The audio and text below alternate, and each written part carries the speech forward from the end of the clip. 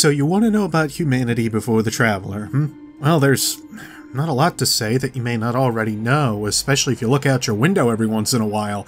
I'd recommend you do so, by the way. Humanity was an inquisitive race, as they are oftentimes written in science fiction, always open to new possibilities and new ways to live life, with a proud streak. Oh yes, we're humanity, and completely infallible. Of course, that also generally gets them into trouble, but that's nothing new of taking a few risks. It just so happened that by the sounds of things from the accounts of Jacob Hardy, we took too many, and our world, that's Earth by the way, was in a bad spot. Again, that's just it. Look outside, turn on the news, check history books from time to time, read up on current events. That's all our history here in the tower, as much as it is an impact on our future. Then again, there's also hints from Jacob Hardy about what happened even after we found the Traveler, and it's much what you'd expect. Parts of humanity didn't want to acknowledge the Traveler's existence, or at least really felt we didn't need any kind of help from it. Meanwhile, all around them, the rest of humanity was learning from and taking advantage of the gifts the Traveler had brought us. I mean,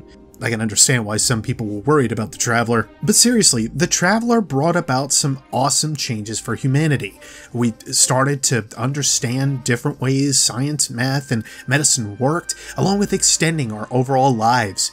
We found new sources of energy, ways to build big ships, because what is a new age enlightenment without big spaceships?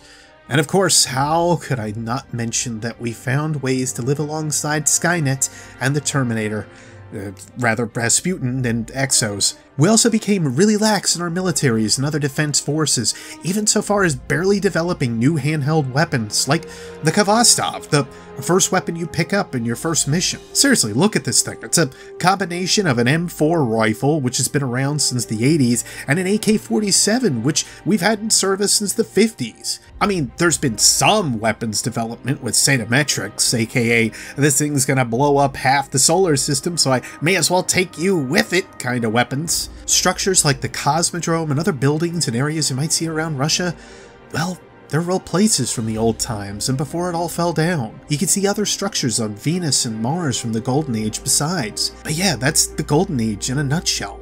Sort of. There's still bits and pieces we need to cover with the Exos and then what happened during the early days of the collapse, but that's the base ideas for you.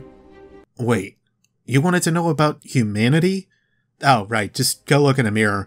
I mean, whoever's in charge of history isn't gonna rewrite all of it, you know? You could have stopped me from yammering on and on, you know. Now I gotta get more tea for my next lecture. Ugh.